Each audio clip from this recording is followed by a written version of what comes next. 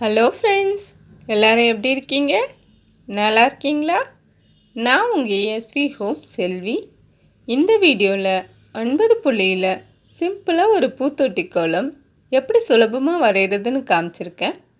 நம்ம சேனலை இன்னும் சப்ஸ்கிரைப் பண்ணாதவங்க சப்ஸ்கிரைப் பண்ணி பக்கத்தில் இருக்கிற பெல் பட்டனை அழுத்துங்க. கூடவே ஆளுங்கிற ஆப்ஷனையும் கிளிக் பண்ணுங்கள். அப்போ தான் நான் போடக்கூடிய வீடியோவோட நோட்டிஃபிகேஷன்ஸ் உங்களுக்கு வரும்.